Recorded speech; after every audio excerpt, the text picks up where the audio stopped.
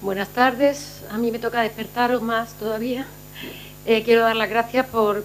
haber contado conmigo. David fue muy persuasivo, lo reconozco, pero es que es verdad que todos los años en esta época me toca trasladarme al otro extremo de donde sea. Y bueno, siempre coincide además con el Día del Niño. Pero a fin de cuentas para mí es un placer, y las ponencias de esta mañana, I can tell you to the persons who have been here this morning, it has been a real pleasure.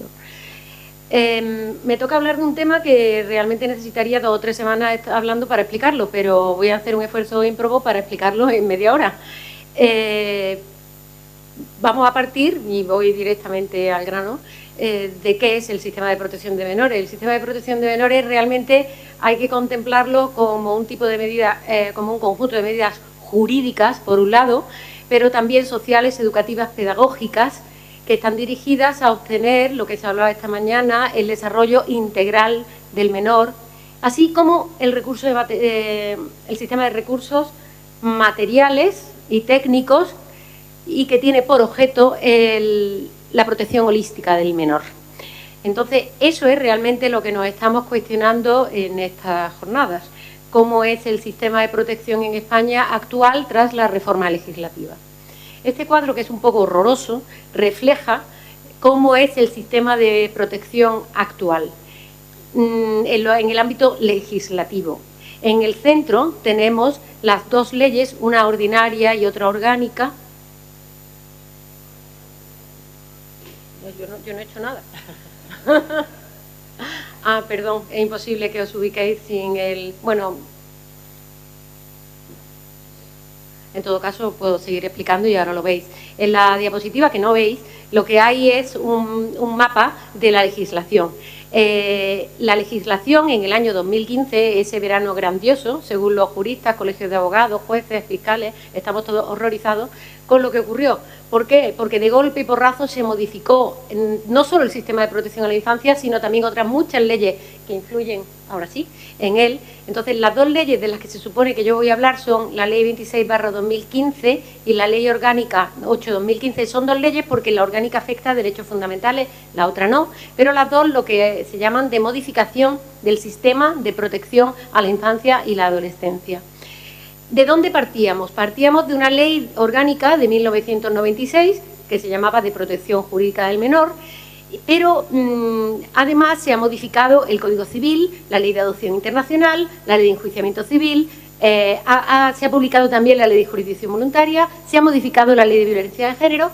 han sido, por tanto, modificadas leyes sustantivas y leyes procesales, la Ley de Procedimiento Administrativo, que afecta a todas las administraciones públicas, porque estamos hablando de protección a la infancia y la adolescencia, que son políticas públicas, y por tanto la Administración se rige por procedimientos administrativos, y por tanto las entidades de protección y los ayuntamientos, al actuar en riesgo, han tenido que acoger en su seno toda esta vorágine legislativa y decir, bueno, pues ahora vamos a empezar a funcionar con esto. Lo que podemos hablar hoy en 20 o 25 minutos es de cuáles son las modificaciones fundamentales y qué se ha hecho, qué se está haciendo en estos 2 años de puesta en marcha de todo este nuevo sistema legislativo. Pero a eso además hay que unirle que las comunidades autónomas en España tienen una capacidad legislativa y competencias en el ámbito del sistema de protección a la infancia y a la adolescencia. Por eso hay una flecha roja que marca aquel lado. Ahí en la izquierda y aquí en la derecha. Ahí en la izquierda es la legislación autonómica y a la derecha tenéis la legislación estatal. Por encima, por supuesto, las normas de derecho comunitario y las normas internacionales a las cuales en parte ya se ha aludido esta mañana. Entonces, en la parte de la izquierda, os decía, tenemos que las comunidades autónomas nos encontramos con una situación ahora complicada. Pensemos que hay comunidades autónomas que desde 1996 hasta 2015, para lo único que tuvieron capacidad fue para dictar leyes autonómicas que ni siquiera tuvieron un desarrollo reglamentario. Las leyes autonómicas básicamente lo que hacen es copiar, entre comillas, la ley estatal y hacer algunas notas de cosas diferenciadoras. Pero el caminito que tiene que seguir cada técnico en su trabajo cuando hace un acogimiento residencial o familiar o cuando dicta una resolución de riesgo o desamparo, necesita pues unas normas reguladoras que implanten realmente qué es lo que hace el profesional en su día a día, cómo actúan en las comisiones o los órganos que toman las decisiones, cómo se implanta el sistema. Lo que os decía es que ha habido comunidades autónomas que han tenido la capacidad de hacer ese desarrollo legislativo, que es irse ya al terreno, a lo comunitario, a las entidades públicas, y ha habido otras comunidades autónomas que en 20 años prácticamente no han legislado nada, porque simplemente no han tenido capacidad o porque pues son comunidades a veces pequeñas, otras siendo más grandes pues no puedo saber si ha sido por falta de interés político, por falta de medios técnicos o jurídicos o qué, pero la realidad es que no se ha regulado. Entonces, partiendo de eso, nos encontramos ahora que todo se ha reformado, con lo cual la mayoría, por no decir, la mayoría, vamos a decir, de la legislación autonómica ahora mismo ha quedado derogada por las leyes que están en el centro, la Ley 26 y la Ley 8. Con lo cual nos encontramos ante un panorama en que los profesionales, los políticos, los juristas, los psicólogos, todos los que tienen que aplicar el sistema de protección, se encontraron en un momento en que no sabían, para empezar, qué legislación tenían que aplicar ni cómo, con lo cual se producía una situación de inseguridad jurídica que en cierta forma es lógica. Es lógica porque hay unas nuevas leyes. Claro, yo cuando voy a un ayuntamiento, a una comunidad autónoma o a cualquier foro, lo que digo siempre, ante la duda, aplicar siempre la legislación estatal, porque esa ley ha dicho que lo que se oponga a ella queda derogado. Con lo cual, bueno, desde el primer día está en aplicación y vigente.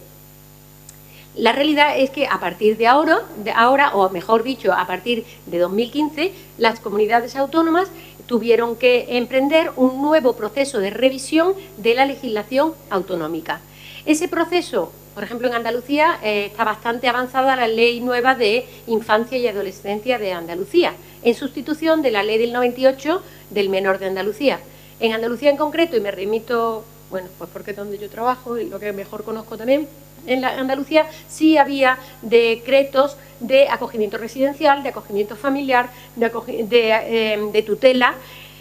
pero esos decretos hay que modificarlos. Hay que modificarlos muchísimo porque han quedado muy obsoletos. Con lo cual es todo un nuevo proceso legislativo. En otras comunidades autónomas os puedo decir que ese problema no lo tienen porque simplemente no tenían desarrollo reglamentario.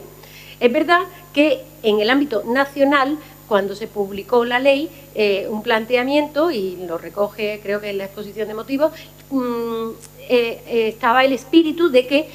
precisamente para evitar esta disfunción de qué pasa ahora, cómo lo ponemos en práctica y sobre todo pensando en aquellas comunidades autónomas que tengan menos capacidad legislativa, pues puede haber un desarrollo reglamentario donde establezca los procedimientos, la forma, con independencia de que luego cada comunidad autónoma establezca sus propias peculiaridades. Pero, de momento, en el ámbito estatal no se ha emprendido este camino de hacer estas regulaciones reglamentarias y cada comunidad autónoma, sí os puedo decir, que lleva un paso diferente. Hay comunidades autónomas, como decía, que han emprendido el camino legislativo, otras que no han empezado, otras que todavía no se lo han planteado, otras que se lo están planteando. La realidad, en el marco del territorio nacional, es que cada una lleva un paso diferente.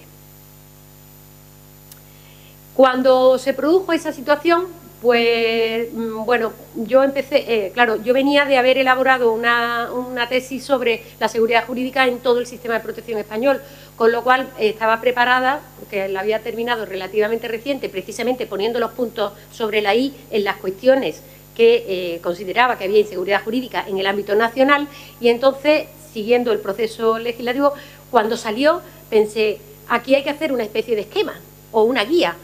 para que por lo menos la gente sepa qué es lo que es de aplicación y qué es lo que tenían que aplicar, qué normas estaban vigentes, qué principios, qué forma tenían, en qué forma tenían que actuar. Entonces, bueno, pues con Save the Children publiqué esta guía, que está hecha en un formato un poco divertido, podríamos decir, o menos áspero que lo que es los documentos habitualmente jurídicos y que son tan áridos, entiendo, para los trabajadores sociales, psicólogos y demás profesionales. Y bueno, pues sirve simplemente de guía para quien no conozca la reforma, decir cómo estamos ahora. Y esta guía, pues podéis entrar, se baja libremente de Internet en la página de Save the Children y se puede consultar. En cuanto a uno de los aspectos de la legislación, me gustaría leeros esta frase, dice: la juventud de hoy ama el lujo, es maleducada, desprecia la autoridad, no respeta a sus mayores, chismea mientras debería trabajar. Los jóvenes ya no se ponen en pie cuando los mayores entran al cuarto, contradicen a los padres, fanfarronean en sociedad, en fin. Esto lo dijo Sócrates, no es de ahora, pero sí me da lugar a introducir el porqué. Si os fijáis, antes se llamaba Ley Orgánica de Protección Jurídica del Menor, ahora se llama Modificación del Sistema de Protección a la Infancia y la Adolescencia. La ley, desde su nombre, ha querido introducir la importancia de la diferencia, que ya lo habían hecho algunas legislaciones de comunidades autónomas en la propia nomenclatura de sus leyes, de que no estamos hablando solo de niños pequeños. Cuando yo empecé a trabajar en protección hace casi 20 años, realmente el sistema estaba como más pensado para la primera infancia, pero la realidad es que la protección se extiende como mínimo hasta los 18 años, por no hablar de la protección de los niños extutelados, con lo cual era importante que en el propio nombre de la ley se hiciera referencia a esta cuestión. Mi opinión personal, sin embargo, es que a lo largo del articulado, si bien hay referencia a la adolescencia y se ha contemplado en un capítulo concreto los menores con trastornos de conducta, quizá podría haberse hecho más hincapié a los problemas o las situaciones o los programas o las intervenciones que se deberían hacer con adolescentes, que son muy diferentes y que requieren un cambio de paradigma absoluto en las instituciones, los profesionales, las asociaciones, la sociedad civil, y que, bueno, es un proceso.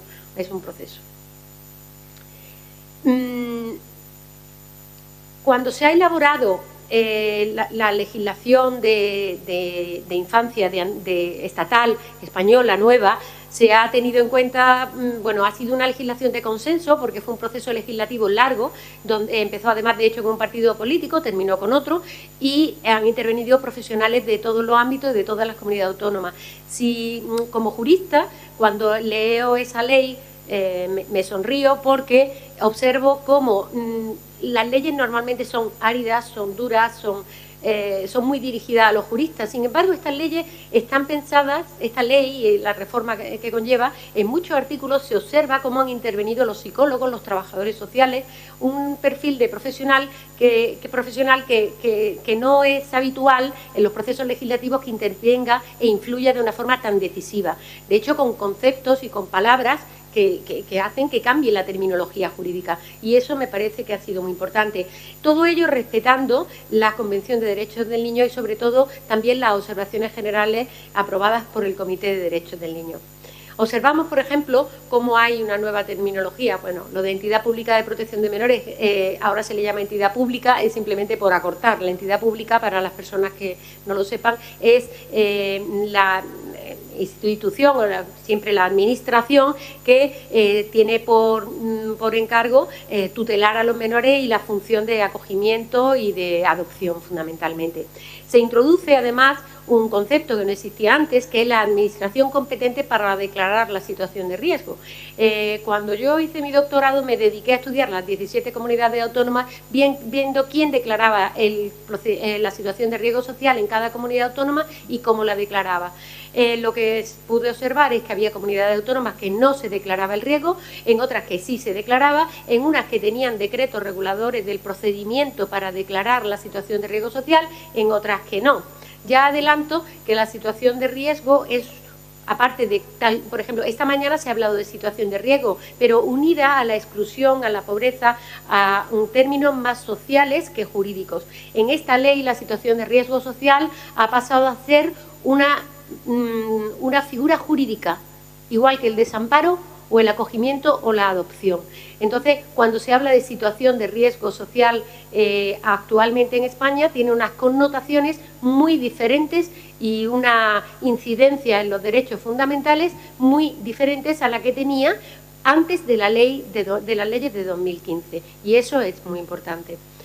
Se han cambiado términos como el de juicio, aquí vamos con la psicología, y se introduce el de madurez, mucho más adecuado, y en el ámbito de la patria potestad nos hemos querido acercar, pero yo diría como Bertkovich Rodríguez Cano publicó hace poco un artículo en Westlaw diciendo que se había hecho una especie de operación de maquillaje, porque nos acercamos al concepto de responsabilidad parental de la normativa comunitaria, pero no llegamos a asumirlo del todo, lo cual podría llegar a crear disfunciones. De hecho, veo como en la legislación andaluza, por ejemplo, ahora en el anteproyecto hablan de parentalidad positiva, o de parentalidad en unos términos que a veces no sé si están confundiendo el término de responsabilidad parental, que es un término jurídico en el ámbito de la Comunidad de la Unión Europea, y a mí me crea confusiones. Ahí hay que tener cuidado porque cuando hablamos de responsabilidad parental estamos aludiendo a el papel jurídico en cuanto a la representación y cuidado de un menor que tiene una persona o una institución, mientras que si hablamos de responsabilidad de parentalidad positiva, por ejemplo, pues estamos hablando desde un punto de vista psicológico de cómo se ejercen los cuidados de un menor. Entonces, bueno, pues aquí ya vemos que a pesar de que en mi apreciación personal el cambio ha sido muy positivo, pues también siempre hay luces y sombras y siempre hay posibilidad de mejorar. Como la hora de la siesta es corta, vamos a hacer, estos cuadros están sacados de la guía de Save the Children que os he dicho antes, y simplemente os voy a hacer una pequeña exposición, sé que algunos lo conocéis y otros no, de cuál es la situación de las medidas jurídicas de protección que había antes del 2015 y cuál es la que hay ahora con la reforma. La situación de riesgo, como os decía, antes no era una medida jurídica de protección, sino que era simplemente una situación de exclusión social, pero no declarada por un procedimiento impugnable ante los tribunales. Ahora, en la nueva normativa se define de esa manera, con lo cual hay un cambio radical.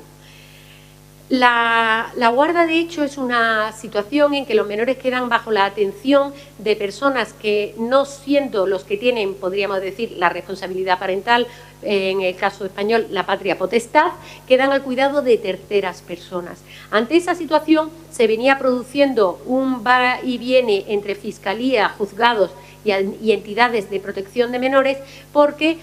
ante esa situación no quedaba claro si había que declarar el desamparo de los menores o había que constituir una tutela judicial. La diferencia es muy grande, puesto que cuando se hace un desamparo y un acogimiento, normalmente las familias tienen derecho, o en muchas comunidades están teniendo derecho a una compensación económica, sin embargo, en una tutela judicial o no. La nueva legislación dice que si los menores están bien atendidos por la abuela que cuida al menor, por ejemplo, o por los tíos o incluso por un vecino y se cumplen ciertas circunstancias, se puede constituir una tutela judicial y la entidad pública de protección de menores no interviene. Esto ha cambiado mucho la situación porque la guarda de hecho no es solo un fenómeno social aislado, es algo que existe todos los días en todos los pueblos, en todas las ciudades y es algo muy frecuente. Con lo cual, la ley ha clarificado ese punto y es importante. Bueno, intentaba preguntar a algunos compañeros cómo esto afecta al ámbito comunitario. Si una abuela o unos tíos tienen a un menor bajo su cuidado y no tienen una figura jurídica que les ampare, difícilmente van a poder pedir una ayuda por discapacidad, o no van a poder matricular al niño en un colegio, o no van a poder sacarle el documento nacional de identidad o viajar. Se encuentran en una situación muy comprometida, pero necesitan ese amparo que puede ser judicial o de la entidad pública. Si se produce por la entidad pública, la abuela, por ejemplo, viene a la entidad pública y dice: es que quiero que hagan un acogimiento. Y la entidad pública dice: no, es que esto es una tutela judicial. Esa persona se queda sin las ayudas o compensación que puede tener el acogimiento familiar, y eso debería estar sustentado por otros fondos y tendría que tener un apoyo y un seguimiento comunitario para que esa tutela que está ejerciendo la abuela, la tía o el vecino se desarrolle de una forma adecuada y el niño no sea al final desamparado porque la abuela no puede con el niño o con la niña. Entonces, ese apoyo comunitario es muy importante y debería dar igual que fuera desde el ámbito de la entidad pública o desde el ámbito judicial. La realidad es que cuando se constituye una tutela judicial no hay apoyo nada más que el que pueda haber desde servicios sociales comunitarios, pero no de la entidad de acogimiento familiar. No hay nada específico, por lo menos en Andalucía, y creo que poco, o por no decir casi nada, en las otras comunidades autónomas. En cuanto a la guarda judicial, no me voy a meter a hablarla, pero también ha habido muchas modificaciones. Esto es cuando el juzgado, ante una situación de crisis, por ejemplo, pues ha habido una situación en que los dos padres han maltratado a un menor, el menor ingresa en un centro sanitario y ante la duda de que haya otra posibilidad de que el menor siga siendo maltratado, pues el juez ordena que la entidad pública se haga cargo del niño, que lo podrá hacer con acogimiento residencial o familiar. Esto ha cambiado también, pero no llega a estar claro, y otro de los... O sea, teóricamente debería estar claro, pero no lo está, cuál es el papel del juzgado y cuál es el papel de la entidad pública al acordar medidas urgentes de protección. Esto es un problema y, de hecho, yo he trabajado en un grupo de trabajo recientemente en Madrid con Save the Children y con ICADE para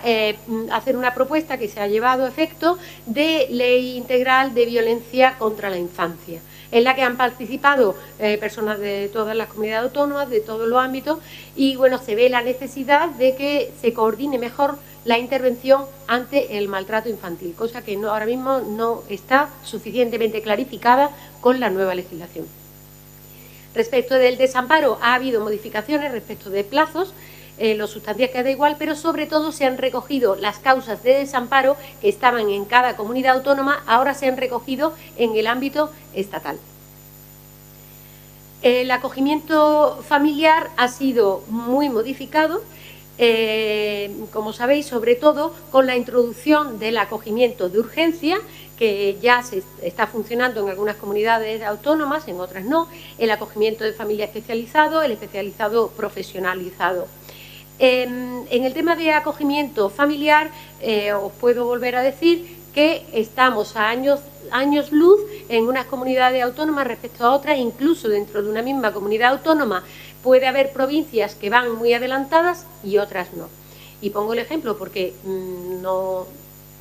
soy ni política ni vengo a defender nada, pero sí puedo decir, y además porque desde mi servicio se promovió especialmente por las personas que había, en Málaga desde hace muchos años se trabaja ya el acogimiento familiar de urgencia. Hace ya muchos años que se cerraron los centros para niños pequeños, no existen centros para niños pequeños, solamente en el caso de que un menor sea retirado de su familia junto a hermanos que por su edad no pueden ir a un recurso de acogimiento familiar de urgencia, pues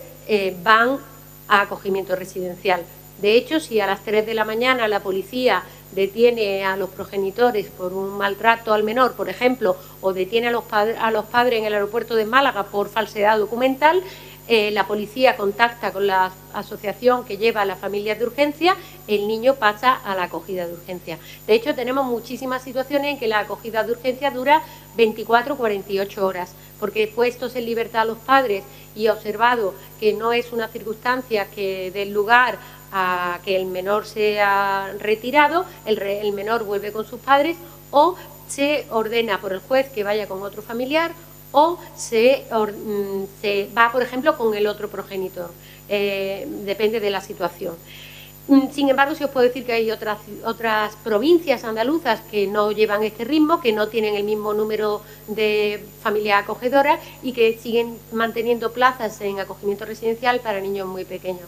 Respecto de las comunidades autónomas, he tenido la posibilidad de impartir formación, seminario y participar en bastantes comunidades autónomas en los 2 últimos años, y os puedo decir que cada una lleva un ritmo, que en algunas ni siquiera existe una conciencia real de que la ley dice que el acogimiento de menores de 3 años tiene que ser familiar, de que los de hasta 6 años debe ser preferentemente. Ya os digo, nosotros, incluso niños de 8 o 9 años, estamos haciendo acogidas de urgencia. Entonces, es cambiar el paradigma, llegar al convencimiento de que,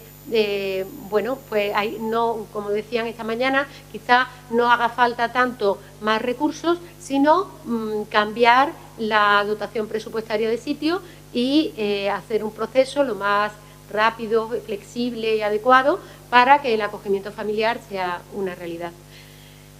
En cuanto al acogimiento preadoptivo, bueno, antes se llamaba en el territorio nacional acogimiento preadoptivo, ahora se llama guarda con fines de adopción o guarda para la convivencia preadoptiva. El introducir dos términos para lo mismo no me parece adecuado, pero es lo que ha hecho la legislación. Y lo que sí es muy adecuado es que esta figura jurídica ahora no la constituye un juez, sino que la constituye la entidad pública de protección de menores, con lo cual ha habido un cambio importante. El acogimiento residencial, bueno, pues se ha introducido para empezar un capítulo específico en la legislación sobre legislación sobre menores con trastornos, problemas de conducta que antes veían vulnerados sus derechos fundamentales sin que hubiera una legislación orgánica que lo regulara. Y, bueno, pues parecía bastante adecuado introducirlo. Eso no significa para nada que el trabajo, que es lo que a mí no me gusta cuando decía que ha contemplado la ley sobre la adolescencia, aparece, y de hecho a mí me ha pasado con profesores de universidad o tal, que oye, fíjate, ahora va a haber mucho más niños, que bien, ¿no? Digo, no, hombre, no, todos los adolescentes no pueden ir a recursos de menores con trastornos de conducta, y de hecho la gente te viene pidiendo ingresar a su hijo en un recurso de este tipo, que no son recursos de reforma juvenil, son recursos de protección, pero que tienen unas medidas de contención que conllevan una regulación especial. El esfuerzo que hay que hacer para sensibilizar en el ámbito comunitario de que son necesarios más programas con adolescentes y que trabajar la prevención es importante, y no puede quedar todo en que la ley ha hecho un recurso específico, ha creado o ha regulado recursos específicos para trastornos de conducta. Ese no es el objeto, desde luego. En cuanto a la adopción, también ha habido modificaciones, en concreto, sobre la adopción abierta, que es la posibilidad que realmente ya a veces se hacía, pero se ha regulado, no se llama así, no se llama adopción abierta, pero es como se regula, se llama así solo en la exposición de motivos, es decir que se puede adoptar un menor, pero puede seguir manteniendo relaciones con su familia de origen. Eso nada más se puede dar en unas circunstancias determinadas. Y no se tiene que plantear tampoco como un régimen de visitas, como si fuera un acogimiento, es algo diferente, pero ahí está. También ha habido modificaciones en el ámbito de la adopción internacional. Para terminar, porque me quedan 5 minutos, pues dar un pequeño repaso a lo que la ley ha regulado. Cuando yo hice mi tesis, os decía que me dediqué a estudiar todos los puntos que observaba de inseguridad jurídica en el sistema de protección de menores español, y me costó muchísimo hacer el último apartado porque lo hice sobre el paso del tiempo como causa de inseguridad jurídica. Ahí me tuve que ir a la Facultad de Psicología e intentar encontrar, y no encontré, estudios sobre los efectos que tenía en un menor el hecho de que las medidas las medidas definitivas de protección que el menor necesitaba se prolongaran en el tiempo. Yo hice un estudio de cuánto tardaban las adopciones en Málaga, desde que salía el menor con la familia hasta que tenía el libro de familia, como dicen los adoptantes, y de 300 y pico casos en 5 años, la media eran 5 años, y hubo casos que tardaron hasta 11 años en tener una adopción firme. La legislación ha sufrido varias modificaciones desde entonces y en concreto en la ley nueva se han establecido mecanismos para que esto no suceda. Realmente todavía, si siguen recurriendo y pueden llegar hasta el Tribunal Supremo y hasta el Tribunal Europeo de Derechos Humanos, nos podemos prolongar mucho tiempo,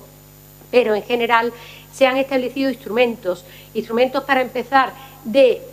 establecer que lo prioritario para la ley es la situación de riesgo, o sea, trabajar la prevención. Se observa de forma muy significativa esto. Yo quería hablar de muchas cosas, pero no voy a poder. Aquí, mirar, esto es el artículo antiguo que regulaba la situación de riesgo en la legislación antigua, y este nuevo. Evidentemente esto no es para que lo leáis, es para que comprendáis cómo la legislación estatal española ha hecho hincapié en que lo importante no es que trabajamos con acogimiento residencial o familiar, que también, sino no vamos a sacar a los niños de su familia o vamos a reintegrarlos lo antes posible. Y bueno, pues esa es la filosofía que se intenta, yo creo, transmitir desde la nueva legislación. Y no voy a contar nada más porque ya se ha acabado el tiempo. Gracias.